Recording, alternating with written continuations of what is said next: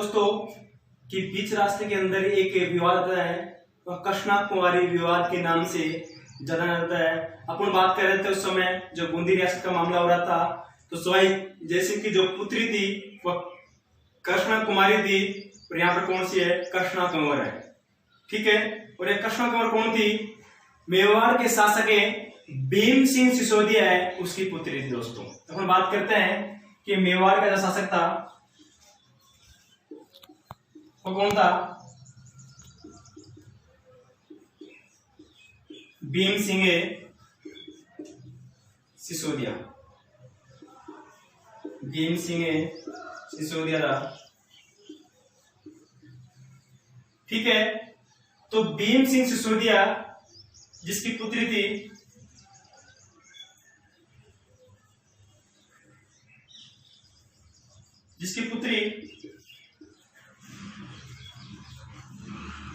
जिसका नाम था कृष्णा कंवर।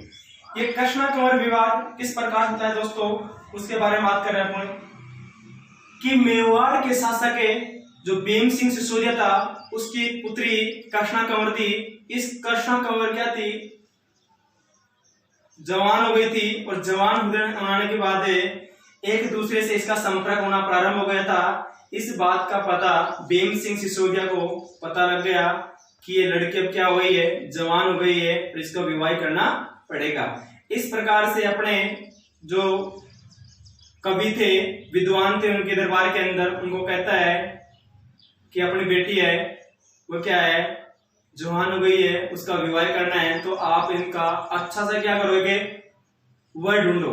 तो इस प्रकार से उन्होंने कहा ढूंढ करके कि जोधपुर का जो शासक है वो कौन है, भीम सिंह राठौड़ है। तो इस प्रकार से जो मारवाड़ रियासत थी,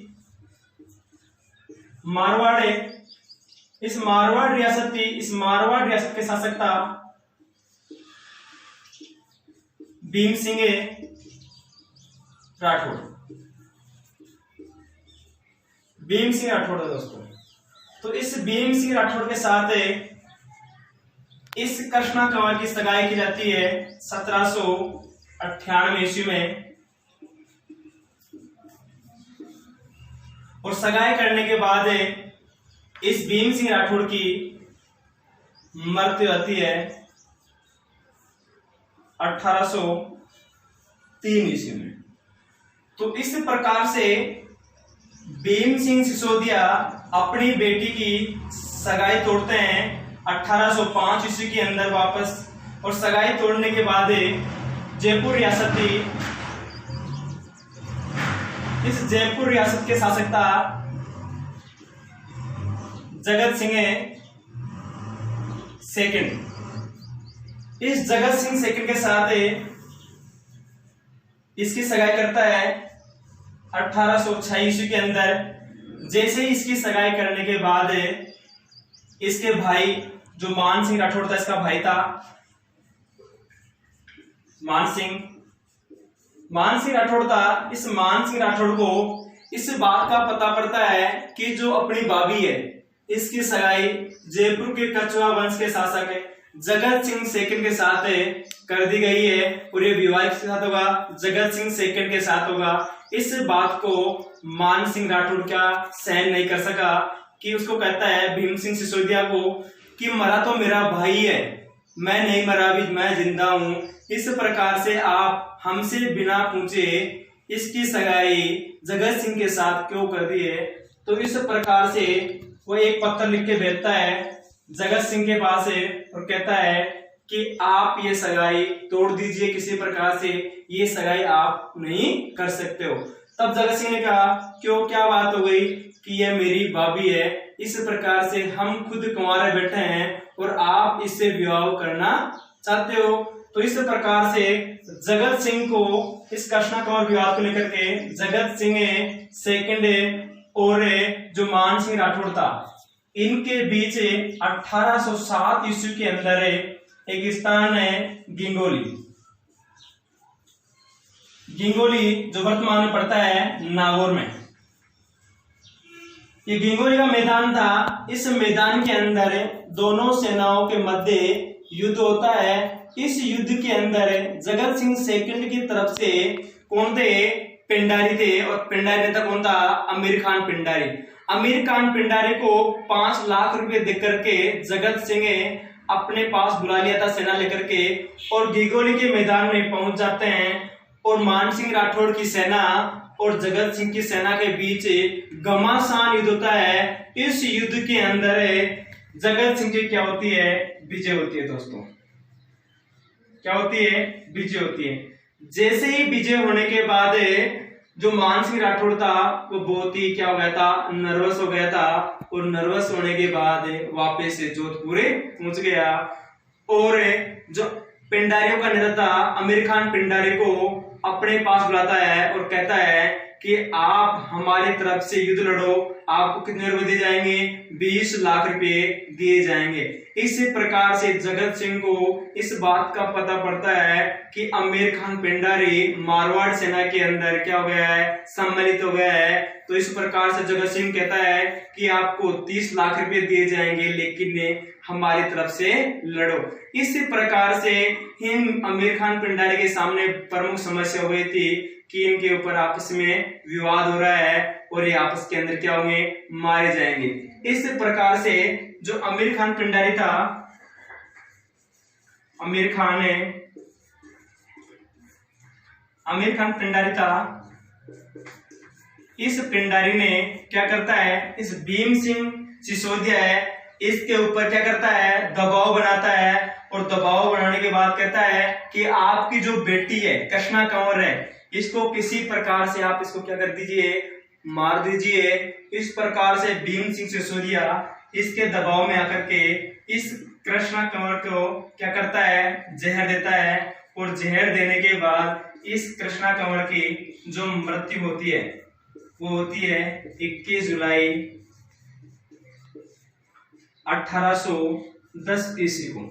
तो ध्यान रखना दोस्तों, कृष्णा कंवर विवाद क्या था? फिर सुनना एक बार कि मेवाड़ के शासक भीम सिंह सिसोदिया इसकी पुत्री थी कृष्णा कंवर, और कृष्णा कंवर थी इसकी सगाई 1798 ईस्वी के अंदर जोधपुर के शासक था भीम सिंह सिसोदिया। इस भीम सिंह सिसोदिया के साथ इसकी सगाई कर दी जाती है दोस्तों।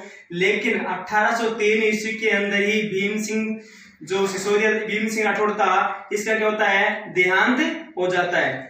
तब क्या है? भीम सिंह सिसोदिया ये सगाई तोड़ करके 1805 ईस्वी के अंदर सगाई तोड़ता है। और पुनः 1806 ईस्वी के अंदर जयपुर का शासक था जगत सिंह सेकंड था, इसके साथ इसकी सगाई तय करता है। इस प्रकार से जोधपुर के शासक जो भीम सिंह राठौड़ था उसका भाई था मानसिंह राठौड़ इसको पता पड़ता है कि पता लगने के बाद आपस के अंदर क्या होता है? विवाद होता है। इस विवाद को नाम दिया गया है घिगोली का युद्ध। यह युद्ध हुआ था 1807 ईस्वी के अंदर नागौर के पास घिगोली नामक मैदान में। जैसे ही इसके अंदर जगत सिंह विजय है उसकी विजय होती है। और विजय होने के बाद क्या करता है? जो मारवाड़ का शासक था मानसिंह राठौड़ वह बहुत ही नर्वस होता है। पुनः वापस कहां पहुंचता है? मारवाड़ पहुंचता है। और आमिर खान पिंडारी है उसको बुलाता है अपने पास। किसी भी प्रकार से इसके ऊपर दबाव डाला करके आमिर खान पिंडारी ने भीम सिंह सिसोदिया के ऊपर दबाव डालता है और अपनी बेटी को एक क्या है? मौत के घाट पहुंचाने का प्रयास करता है। इस प्रकार भीम सिंह सिसोदिया अपनी पुत्री कृष्णा कंवर को जहर देते हैं, उसकी तबीयत खराब हो जाती है। इस प्रकार से 21 जुलाई 1810 ईस्वी के अंदर कृष्णा कंवर क्या होती है? मर जाती है।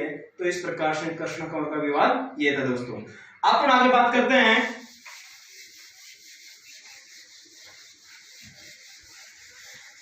ये भी वेरी इंपॉर्टेंट है। कृष्णा कंवर विवाद भी कई बार क्वेश्चन आ चुका है यहां से।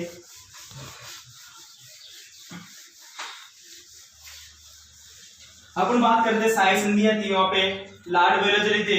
लॉर्ड वेलोजरी के बाद यहां से कई गवर्नर लाते हैं। इसके बाद था लॉर्ड मिंटो।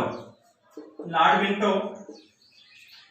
मिंटो है वो 1807 से 13 तक गवर्नर रहता है। ठीक है दोस्तों। इसके बाद एक नया गवर्नर बनता है, एक नया गवर्नर बनता है जिसका नाम है लॉर्ड हेस्टिंग्स। लॉर्ड हेस्टिंग्स है ये नया गवर्नर बनता है और इसका जो कार्यकाल था गवर्नर का 1813 से 23।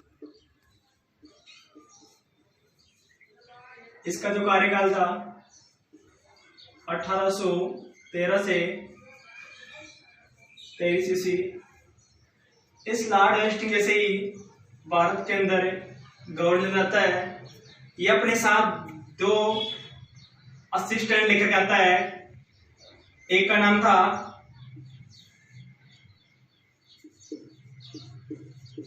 चार्ल्स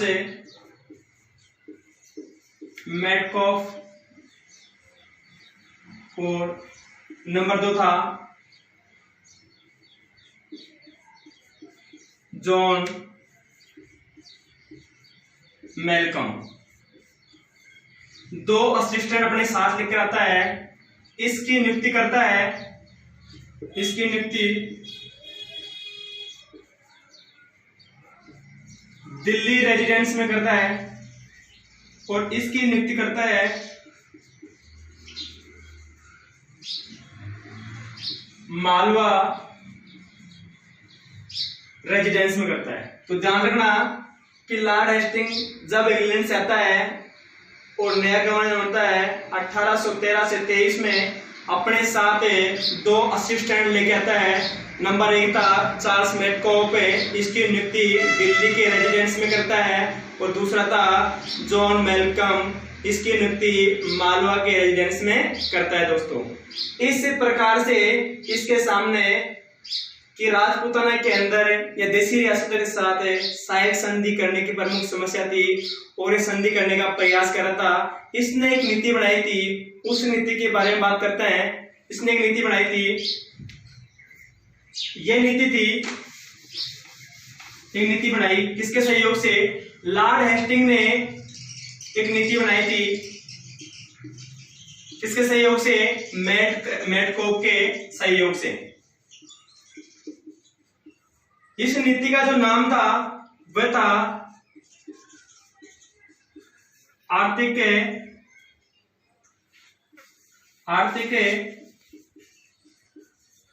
पार्थक्य नीति। आर्थिक पार्थक्य नीति। तो ध्यान रखना कि लॉर्ड हेस्टिंग्स ने चार्ल्स मैडकॉफ के सहयोग से आर्थिक पार्थक्य नीति की एक संधि बनाई थी। ये संधि कब बनाई गई थी? 1817 ईस्वी में। 1817 ईस्वी में। और इस नीति का जो प्रमुख उद्देश्य था,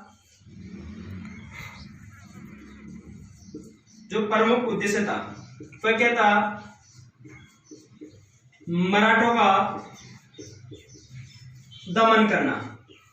जो आर्थिक पार्थक्य नीति थी, इसको लागू करने का प्रमुख उद्देश्य था इनका मराठों का क्या करना है? दमन करना है। और दमन करके इन मराठाओं को भारत से बाहर निकालना है। इस प्रकार से इन्होंने नीति बनाई थी। आगे बात करते हैं अपन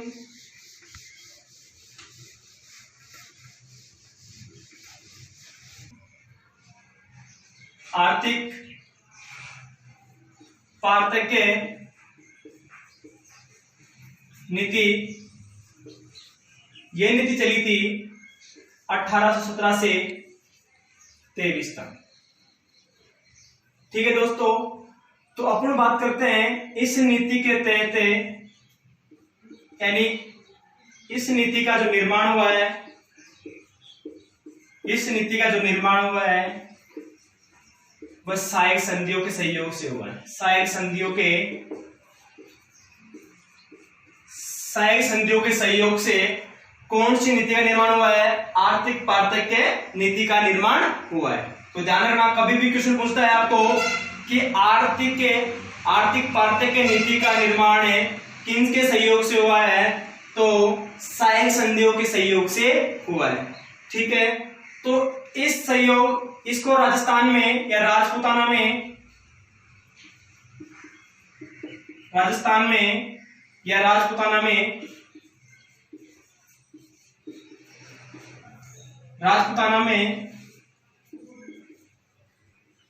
सर्वप्रथम कौन लाया था इसको? सर्वप्रथम कौन लाया था? ध्यान रखना, चार्ल्स मैडकोप लेके आया था। कौन लेके आया था? चार्ल्स मैडकोप। कौन सी नीति? आर्थिक पार्थक नीति। राजस्थान में सर्वप्रथम कौन लेके आया? चार्ल्स मैडकोप, जो दिल्ली रेजिडेंस का एक क्या था, एक अधिकारी था।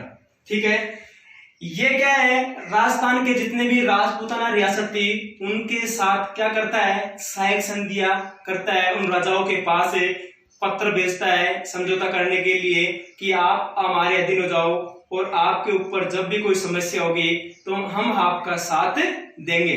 इस प्रकार से मैडकोप राजपूताना के सभी राजाओं को क्या करता है? समझौता करने के लिए एक पत्र लिखता है। तो इसके सहयोग से अनेक यानी राजपूताओं ने क्या किया? संधियां की थी।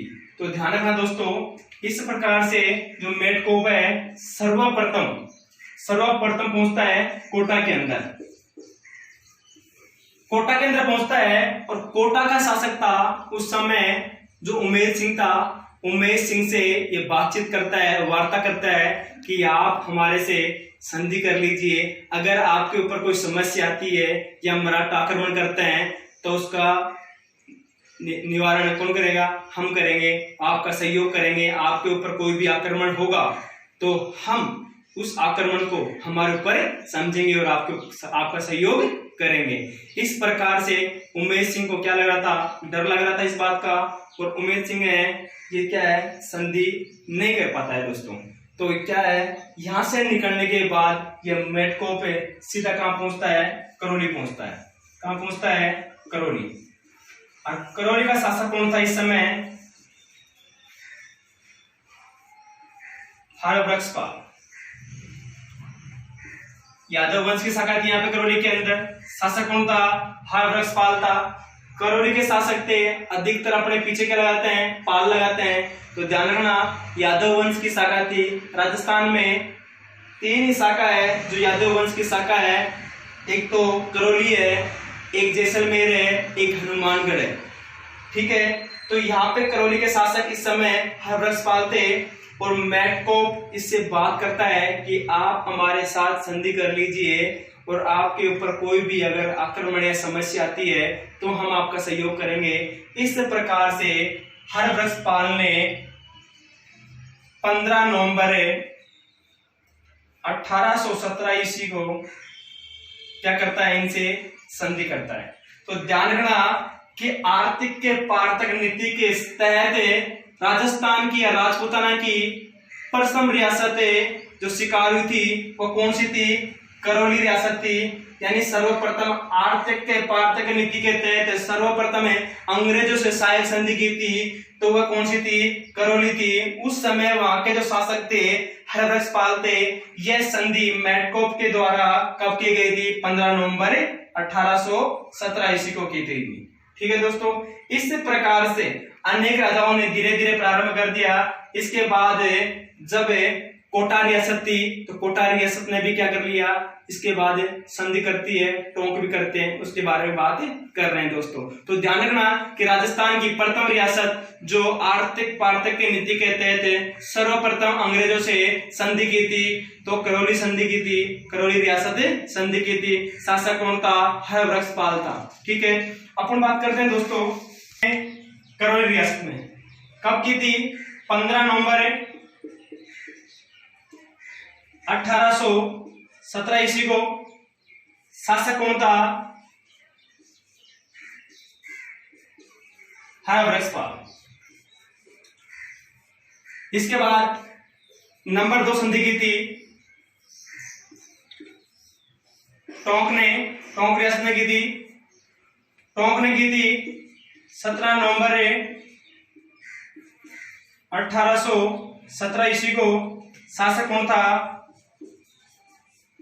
आमिर खान पिंडारी। कौन था? आमिर खान पिंडारी। इस प्रकार से जो तीसरी रियासत थी वो कोटा रियासत थी। कोटा रियासत ने 26 दिसंबर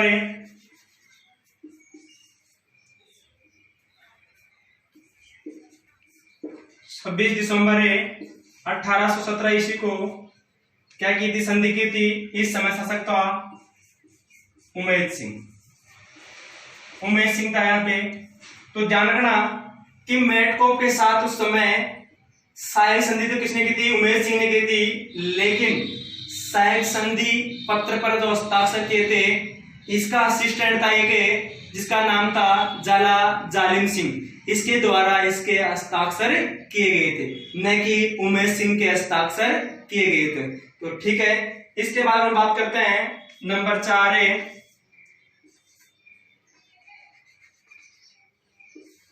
जोधपुर या मारवाड़ रियासत है। इसने की थी 6 जनवरी 1818 ईस्वी में। शासक कौन था इसका? मान सिंह राठौड़े। इस समय शासक कौन था? मान सिंह राठौड़े। तो मान सिंह राठौड़ का जो पुत्र युवराज था वो छत्तर सिंह था। इस छत्तर सिंह ने मेटकोप के साथ क्या किया? विले पत्र पर हस्ताक्षर किया था, न कि मान सिंह ने हस्ताक्षर किए थे। ठीक है दोस्तों, इसके बाद है नंबर 5 है मेवाड़ रियासत है। इसने किया था 13 जनवरी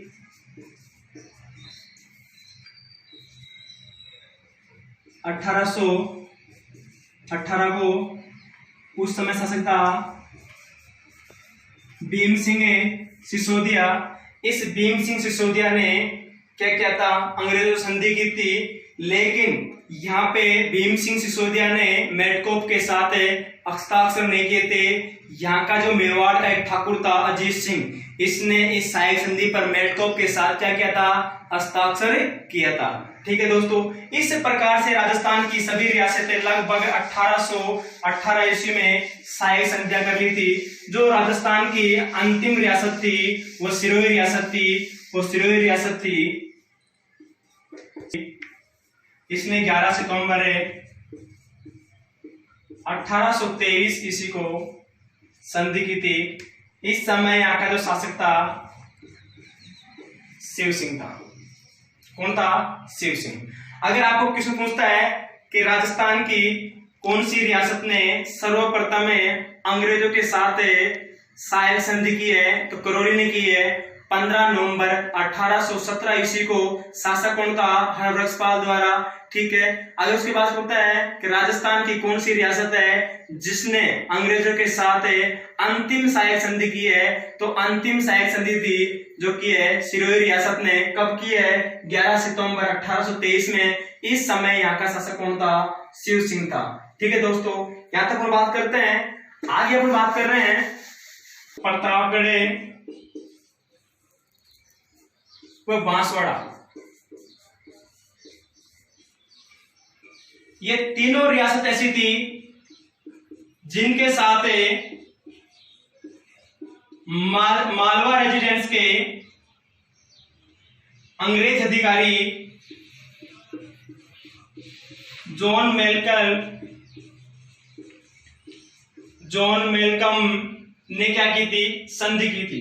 क्वेश्चन ये पूछता है, इंपॉर्टेंट क्वेश्चन है कि राजस्थान की जितनी भी रियासत थी उनके साथ सर्वाधिक संधियां अंग्रेज अधिकारी मेटकोप के द्वारा की गई थी। लेकिन राजपूताना की 3 रियासत थी जिनके साथ मालवा रेजिडेंस के जो अंग्रेज अधिकारी था जॉन मेलकम इसने सहायक संधियां की थी। वह रियासत थी डूंगरपुर और प्रतापगढ़ और बांसवाड़ा रियासत। इन 3 रियासतों के साथ क्या किया था? इन्हें सहायक संधि की थी। इंपोर्टेंट क्वेश्चन है ये वाला कि 3 राजस्थान की जो रियासत थी उनके साथ जॉन मेलकम ने सहायक संधियां की थी। ठीक है, अजमेर यहां पर इस पर अधिकार था मराठा शासक था दौलत राव सिंधिया। तो ध्यान रखना कि अजमेर पर मराठा शासक दौलतराव सिंधिया का अधिकार था। जब क्या है, एक अंग्रेज अधिकारी था, अंग्रेज अधिकारी जिसका नाम था होक्टर लोनी। होक्टर लोनी था। इस होक्टर लोनी ने इस दौलतराव सिंधिया के साथ आपस में क्या करते हैं, ये संधि करते हैं, और संधि करने के बाद अजमेर को क्या करते हैं, अंग्रेज पर होक्टर लोनी यानी अंग्रेजों का अधिकार होता है। इस प्रकार से अंतिम समय अजमेर को भी मेरवाड़ा के अंदर शामिल कर लिया जाता है। इस प्रकार से अंग्रेज थे उस समय अजमेर मेरवाड़ा नामक एक केंद्र शासित प्रदेश सामने आता है दोस्तों। तो इस प्रकार से अपने सहायक संधियों की बात कर रहे थे। 19 रियासत थी और 3 ठिकाने थे और एक केंद्र शासित प्रदेश था। तो उसके बारे में बात करते हैं कि रियासतें, राजपूताने की रियासतें व ठिकाने। तो अपन बात करते हैं कि राजस्थान के अंदर वह थी 19 रियासतें। कितनी थी? 19। ठिकाने थे कितने? 3 ठिकाने। ठिकाने कितने? 3। एक था चीफ कमिश्नर, यानी कहने का मतलब केंद्र शासित प्रदेश, जिसका नाम था अजमेर मेरवाड़ा। तो ध्यान रखना, एक केंद्र शासित प्रदेश था अजमेर मेरवाड़ा। ठिकाने थे 3। नंबर 1 है नीमराना अलवर के अंदर आता है। नंबर 2 है लाबा, प्राचीन काल के अंदर जयपुर के अधीन था ये ठिकाना, लेकिन वर्तमान में टोंक में है। नंबर 3 है कुशलगढ़, ये बांसवाड़ा के अंदर। ठीक है दोस्तों, तो इस प्रकार से एक केंद्र शासित प्रदेश अजमेर द्वारा बसाया गया था। 3 ठिकाने थे। इन ठिकानों का निर्माण भी किनके द्वारा? अंग्रेजों के द्वारा किया गया था। इंपोर्टेंट क्वेश्चन है कि तीनों ठिकाने हैं, इन तीनों ठिकानों का जो निर्माण किया गया था अंग्रेजों के द्वारा। राजस्थान की कितनी रियासत थी? 19 रियासत। नंबर 1 है अलवर रियासत, नंबर 2 है भरतपुर, नंबर 3 है करौली, नंबर 4 है जो कौन सी है? धौलपुर है, नंबर 5 है बांसवाड़ा, और नंबर 6 है बूंदी है। इसके बाद है झालावाड़, इसके बाद डूंगरपुर है, इसके बाद है किशनगढ़ है, इसके बाद है कोटा, इसके बाद आती है प्रतापगढ़ है, साहिबरा है, टोंक है। इसके बाद हम बात करते हैं जैसलमेर, जोधपुर है, जयपुर है, बीकानेर है और सिरोही है। इस प्रकार से राजस्थान के अंदर टोटल 19 रियासत थी। इन रियासतों के अंदर राजस्थान की 2 रियासतें हैं, एक तो झालावाड़ रियासत और एक है टोंक रियासत, जिनका निर्माण अंग्रेजों द्वारा किया गया है। ध्यान रखना कि टोंक रियासत थी रामपुरा क्षेत्र है, यह अमीर खान पिंडारी का था और ये बराबर राजपूताने पर आक्रमण कर रहे थे। इस प्रकार से अमीर खान पिंडारी ने अंग्रेजों के साथ संधि करके 17 नवंबर 1817 ईस्वी को अंग्रेजों ने इस अमीर खान पिंडारी को टोंक नामक रियासत दी और एक अंग्रेजों द्वारा निर्माण की गई रियासत कहलाई। इसके बाद दूसरी रियासत थी जो थी 10 अप्रैल 1838 ईस्वी के अंदर झालावाड़ रियासत थी, जिसकी स्थापना अंग्रेजों द्वारा की गई थी। यहाँ के समय शासक था मदन सिंह था, जिसने लास्ट में अंग्रेजों से क्या किया था? सहायक संधि की थी। ध्यान रखना, राजस्थान में 2 रियासत जो अंग्रेजों द्वारा निर्माण की गई है, न कि एक रियासत है। अंग्रेजों द्वारा निर्माण है 3 ठिकाने हैं, एक तो नीमराना है, लावा है, कुशलगढ़ है, एक है केंद्र शासित प्रदेश। ये केंद्र शासित प्रदेश है अजमेर यानी अंग्रेजों द्वारा निर्माण करवाया गया है। एक शहर है जिसका नाम है दोस्तों ब्यावर, और एक है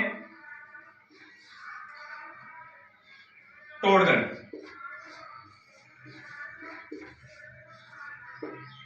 इस ब्यावर का निर्माण करवाया था अंग्रेज अधिकारी हैरी डिक्सन ने, तथा टोडगढ़ का निर्माण जो करवाया था वो राजस्थान के इतिहासकार है कर्नल जेम्स टोड द्वारा।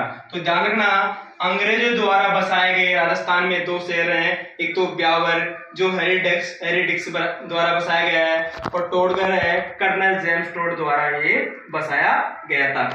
राजस्थान के राजपूताना के अंदर एकमात्र रियासत है जिसका निर्माण मुगलों द्वारा किया गया है, वह रियासत थी कोटा रियासत। देखो दोस्तों, कोटा रियासत का निर्माण किस प्रकार से किया गया था उसके बारे में बात करते हैं कि जब बूंदी का जो शासक था रतन सिंह का जो पुत्र था माधो सिंह ने क्या किया कि जो इस राजा सांझा था मुगल बादशाह, सांझा का इतना सहयोग करता है कि उससे खुश होकर के बूंदी से तोड़ करके कोटा का शासक बनाता है, ठीक है, माधो सिंह को। और माधो सिंह जैसे ही शासक बनता है तो क्या है, ये मुगलों द्वारा निर्मित रियासत थी। तो ध्यान रखना कि राजपूताना के अंदर एकमात्र रियासत है, कौन सी है, कोटा रियासत, जिसका निर्माण किसके द्वारा, मुगलों द्वारा किया गया है। ठीक है दोस्तों, अपन बात करते हैं इसके बाद